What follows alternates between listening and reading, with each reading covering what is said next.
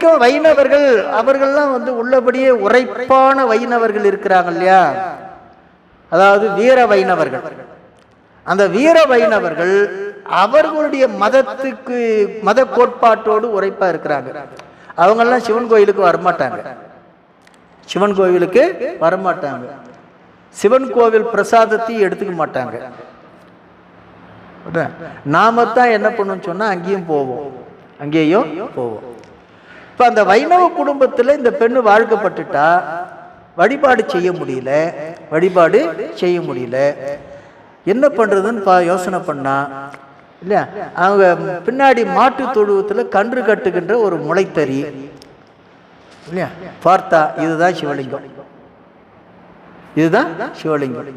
தினந்தோறும் வீட்டில் உள்ளவர்களுக்கு தெரியாமல் அந்த முளைத்தறிக்குத்தான் சிவ வழிபாடு பண்றான்.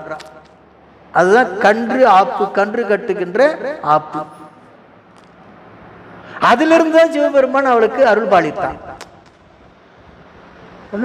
ஒன்னும் நம்மை போல ஒரு உடையவரை வச்செல்லாம் வழிபாடு பண்ணல.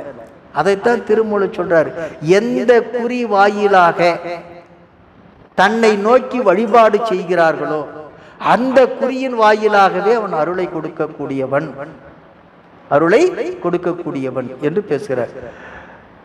பாவினையாளர் தம் பாவகத்துள்ளவன். 6 ஆதாரங்களில் தன்னை வைத்து பாவிக்கக்கூடியவர்களுக்கு அந்த ஆதாரங்களிலேயே இருந்து அருள் பாலிக்கக்கூடியவன். மாவினையாளர் மதியில் உள்ளானே,